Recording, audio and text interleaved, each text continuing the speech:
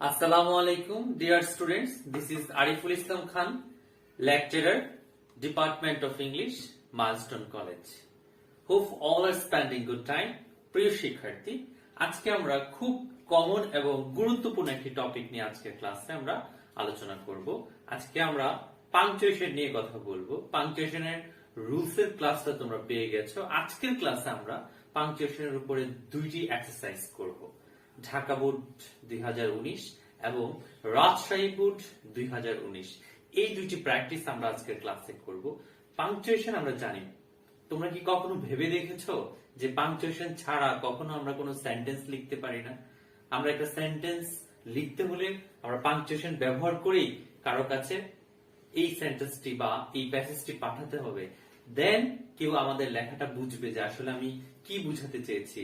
কখনো কখনো আমাদেরকে কোশ্চেন করতে হয় কাউকে, অথবা কখনো আদেশ করতে হয়, কখনো বিস্ময় সূচক কথা বলতে হয়। এই যে বিষয়গুলো, এগুলো সবকিছুই আমরা পাংচুয়েশনের মাধ্যমে প্রকাশ করে থাকি। সুতরাং পাংচুয়েশন একটি গুরুত্বপূর্ণ বিষয় যা আমাদের অবশ্যই জানা দরকার। আমাদের পরীক্ষায় পাশ করার জন্য না, ব্যক্তি জীবনে আমাদের নিজের অনুভূতি অন্যদের কাছে প্রকাশ করার জন্য হলেও আমাদেরকে এই টপিকের উপরে ভালোভাবে জানতে হবে। প্রিয় শিক্ষার্থী, আমরা জানি ইংরেজি গ্রামারে প্রায় 14টি পাংচুয়েশন মার্ক রয়েছে। আমরা আমাদের পরীক্ষায় যে ধরনের প্যাসেজ বা এক্সারসাইজ পেয়ে থাকি, এই এক্সারসাইজ বা প্যাসেজগুলোতে সব ধরনের পাংচুয়েশন আমরা ব্যবহার করে থাকি না। আমরা কমনলি 6 বা 7 ধরনের পাংচুয়েশন ব্যবহার করে অভ্যস্ত। এর মধ্যে বিশেষ করে আমরা পাই কমা, ফুল স্টপ অথবা period, question mark, apostrophe, exclamation mark, colons, semicolons এবং ইনভার্টেড কমা। এই পাংচুয়েশন মার্কসগুলো আমরা নর্মালি আমাদের পরীক্ষায় যে এক্সারসাইজগুলো আসে এই এক্সারসাইজগুলোতে পেয়ে থাকি। এবার আমরা বোর্ড কোশ্চেনটি, ঢাকা বোর্ড 2019 কোশ্চেনটি আমরা আজকে সলভ করব। প্রিয় শিক্ষার্থী, C the question. Use capitals and punctuation marks where necessary in the following text. এখানে আমরা একটি ডায়ালগ দেখতে পাচ্ছি। প্রথম কথাটি স্টুডেন্ট বলছে, excuse me sir, I want to discuss with you some grammatical problems. প্রথম লাইনটিতে আমরা দেখতে পাচ্ছি যে স্যারের আগে এখানে কিছুই দেওয়া নেই। যেহেতু স্যার একটা সম্বোধন করার মতো ওয়ার্ড, তার আগে আমাদেরকে অবশ্যই কমা ব্যবহার করতে হবে এবং স্যারের পরে আমরা ফুল স্টপ দিয়ে এই অংশটিকে শেষ করতে পারি। তাহলে excuse me comma sir full stop. তারপরে আমরা আই দিয়ে শুরু করতে পারি সেন্টেন্সটি, I want to discuss with you some grammatical problems. এভাবে আমরা প্রথম সেন্টেন্সটিকে কমপ্লিট করতে পারি। এবার পরবর্তী সেন্টেন্সটিতে আসো। Teacher, what class are you in? এটা একটা কোশ্চেন, সুতরাং আমরা জানি কোশ্চেন সেন্টেন্সগুলো শেষে কোশ্চেন মার্ক বসাতে হয়। এখানে কোশ্চেন মার্ক নেই। আমরা ইজিলি ফাইন্ড আউট করতে পারলাম যে এখানে আমাদেরকে অবশ্যই একটা কোশ্চেন মার্ক বসাতে হবে। তারপরের সেন্টেন্সটিতে আমরা আসি। স্টুডেন্ট বলছে, sir, I am in class 11। আগে আমরা এই কথাটি বলে নিয়েছিলাম যে স্যারের পর স্যার একটি সম্বোধনবাচক শব্দ, এর পরে আমাদেরকে কমা ব্যবহার করতে হবে। স্যারের পর আমরা কমা ব্যবহার করব, তারপরে আই এম ইন ক্লাস 11, এখানে কমা দেওয়া আছে। আমরা এই কমাটিকে উঠিয়ে এই কমপ্লিট সেন্টেন্সটির শেষে আমরা একটি ফুল স্টপ ব্যবহার করব। এখানে sir, I am in class 11, এখানে ফুল স্টপ দিব। তারপরের সেন্টেন্সটা আবার শুরু হবে এখান থেকে, I am a newly admitted student here. এই সেন্টেন্সটির শেষে ফুল স্টপ দেওয়া আছে, সুতরাং আমাদেরকে এখানে আর কিছু বসাতে হবে না। এবার পরবর্তী সেন্টেন্সটিতে আসো। টিচার বলছে, ওকে, টেল মি ইউর প্রবলেমস। ওকের পর আমরা ফুল স্টপ দিতে পারি, বিকজ এটা আমাদের কথার একটা পার্টকে শেষ করে দিচ্ছে এখানে। ওকের পর আমরা ফুল স্টপ দিব। যেহেতু আমরা ফুল স্টপ ব্যবহার করছি ওকের পর, তারপরে যে শব্দটি শুরু হচ্ছে টেল, এর প্রথম লেটারটাকে আমরা ক্যাপিটাল লেটারে বসাবো। টি ক্যাপিটাল লেটার, দেন আমরা বাকি অংশটিকে ঠিক রাখবো, টেল মি ইউর প্রবলেমস। এটা একটা ইম্পারেটিভ সেন্টেন্স, আর ইম্পারেটিভ সেন্টেন্সের পরেও আমরা ফুল স্টপ বা পিরিয়ডস বসিয়ে থাকি, তাহলে এই সেন্টেন্সটির শেষে আমরা ফুল স্টপ ব্যবহার করব, টেল মি ইউর প্রবলেমস। ওকের পর আমরা একটি ফুল স্টপ এবং টেল মি ইউর প্রবলেমস এর পরে আমরা একটি ফুল স্টপ বসাবো। এবার পরবর্তী সেন্টেন্সটিতে আসো, student, I want to understand the difference between a phrase and a clause. এই সেন্টেন্সটিতে আমরা দেখতে পাচ্ছি কোথাও আমরা পাংচুয়েশনের গ্যাপ দেখতে পাচ্ছি না। সেন্টেন্সটি কমপ্লিট সেন্টেন্স এবং সবশেষে একটি ফুল স্টপ দেওয়া আছে, সুতরাং আমরা এখানে আর কোনো পাংচুয়েশন ব্যবহার করব না। সর্বশেষ সেন্টেন্সটি দেখো, টিচার কথাটি বলছেন, ডোন্ট ওয়ারি। ডোন্ট ওয়ারির পরে ফুল স্টপ দেওয়া আছে, তারপর I double L help you understand the difference. আমরা ইজিলি বুঝতে পারছি যে এখানে আয়ের পর একটি অ্যাপোস্ট্রফি ব্যবহার করতে হবে, কারণ এখানে সংক্ষিপ্তভাবে শেলকে লিখা হয়েছে। দ্যাটস ওয়াই আমরা আয়ের এবং দুইটা এল এর মাঝখানে একটি অ্যাপোস্ট্রফি মার্ক ব্যবহার করব এই সংক্ষিপ্তভাবে শেলকে বোঝানোর জন্য। এখানে আমরা পাংচুয়েশনটা শেষ করব এবং এই সেন্টেন্সটিতে আর কোথাও আমরা গ্যাপ দেখতে পাচ্ছি না পাংচুয়েশনের জন্য, এবং সব জায়গায় পাংচুয়েশন খুঁজে পাচ্ছি, সুতরাং এখানে আর পাংচুয়েশন ব্যবহৃত হবে না। এবং টোটাল প্যাসেজটি আমরা দেখলাম কোথায় কোথায় পাংচুয়েশন চেঞ্জ করা হয়েছে। দেখো আমি এখানে আন্ডারলাইন করে দেখিয়েছি যে কোথায় কোথায় চেঞ্জ করা হয়েছে, তোমরা ভালোভাবে খেয়াল করো। খুব ইজিলি আমরা এই প্যাসেজটি সলভ করতে পেরেছি।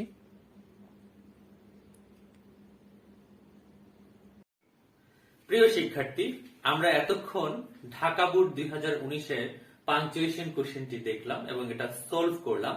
এখন আমরা দেখব রাজশাহী বোর্ড 2019-এর পাংচুয়েশনের কোশ্চেনটি। আমরা কমনলি দুই প্যাটার্নের কোশ্চেন পেয়ে থাকি আমাদের এক্সাম কোশ্চেনগুলোতে, এক হচ্ছে ডায়ালগ আকারে, আরেকটি হচ্ছে প্যাসেজ আকারে। আমরা প্রথম কোশ্চেনটি সলভ করলাম ডায়ালগ আকারে, এবার যে কোশ্চেনটি আমরা সলভ করব এটা হচ্ছে প্যাসেজ আকারে দেওয়া আছে। তাহলে আমরা এবারের কোশ্চেনটা দেখি কোথায় কিভাবে আমরা সলভ করতে পারি। প্রিয় শিক্ষার্থী, এবার আমরা একটি প্যাসেজ সলভ করব যেটা কিনা রাজশাহী বোর্ড 2019-এর এইচএসসি পরীক্ষায় এসেছে। প্যাসেজটা আমরা প্রথম থেকে শুরু করি। You have cut off you hair, asked Jim laboriously, as if he had not arrived at that patent fact yet, even after the hardest mental labor. এখানে এসে আমরা একটা ফুল স্টপ দেখতে পাচ্ছি। এই প্যাসেজটি পড়ার সময় আমরা বুঝতে পারছি যে আসলে এটা ন্যারেশনের ডাইরেক্ট স্পিচের একটি উদাহরণ, সুতরাং এই প্যাসেজটির ভিন্ন ভিন্ন অংশে আমরা ইনভার্টেড কমা ব্যবহার করতে হবে এবং অন্যান্য পাংচুয়েশন মার্ক যদি প্রয়োজন হয় আমরা ব্যবহার করব। প্রথম সেন্টেন্সটি আমরা খেয়াল করি, you have cut off your hair. এখানে আমরা বুঝতে পারছি যে ডিরেক্ট স্পিচ এখানে শেষ হয়ে যাচ্ছে, সুতরাং আমরা এই সেন্টেন্সটির পর you have cut off your hair এই সেন্টেন্সটিকে ইনভার্টেড কমা দিয়ে নিয়ে আসতে পারি। এবং যেহেতু ইনভার্টেড কমার বাইরে আমরা দেখতে পাচ্ছি আস্কড ব্যবহৃত হয়েছে, এই হেয়ারের পর আমরা দেখতে পাচ্ছি এখানে কমা ব্যবহার করা হয়েছে, কিন্তু আমরা কমা রাখবো না। এবং ইনভার্টেড কমার বাইরে আস্কড কথাটি যেহেতু আছে, আমরা বুঝতে পারছি যে এটা একটা কোশ্চেন টাইপের সেন্টেন্স, যদিও ফরম্যাটটা কোশ্চেন না, বাট মিনিংগত দিক থেকে এটা একটা কোশ্চেনের মতো। দ্যাটস ওয়াই আমরা এখানে একটা কোশ্চেন মার্ক ব্যবহার করতে পারি, you have cut off you hair, এভাবে, যাতে এটা একটা এক্সপ্রেশন প্রকাশ পায়। তাহলে you have cut off you hair question mark এবং এই ফুল সেন্টেন্সটি ইনভার্টেড কমার ভেতরে আমরা লিখব। এবার asked Jim laboriously, as if he had not arrived at that patent fact yet, even after the hardest mental labor. এই টোটাল অংশটিতে আমরা কোথাও চেঞ্জ করব না। এরপর আমরা দেখতে পাচ্ছি একটি ফুল স্টপ দেওয়া আছে এবং পরের সেন্টেন্সটিতে আসো, cut it off and sold it, said Della. তাহলে আমরা ইজিলি বুঝতে পারছি যে এই সেন্টেন্সটি cut it off and sold it এই অংশটি হচ্ছে ইনভার্টেড কমার ভেতরে, এবং সেইড ডেলা আমরা বুঝতে পারছি এই অংশটি হচ্ছে রিপোর্টিং ভার্বের অংশ। সুতরাং আমরা এখানে কাটের উপরে আমরা ইনভার্টেড কমাটি ব্যবহার করব এবং কাট ইট অফ অ্যান্ড সোল্ড ইট, তারপর কমা ব্যবহার করে আমরা উপরে ইনভার্টেড কমা ইউজ করব। যেহেতু কার্টের সি ক্যাপিটাল লেটার আছে, আমরা এখানে কোথাও চেঞ্জ করব না এবং এই সেন্টেন্সটি এভাবেই কমপ্লিট করব। পরের সেন্টেন্সটিতে আসো। Don't you like me just as well anyhow I am me without my hair ain't I? Jim looked about the room curiously. তাহলে জিমের আগের যে অংশটি আছে আমরা বুঝতে পারছি এই অংশটি হচ্ছে ডেলার কথা এবং এই কথাটাতে ডিরেক্ট স্পিচটাতে আমরা ইনভার্টেড কমা ব্যবহার করব। এখানে প্রথম যে অংশটি শুরু হয়েছে don't you like me just as well, এই অংশটি এনি হাউ সহ আমরা এই অংশটিকে কুশেন ফরম্যাটে নিয়ে আসতে পারি।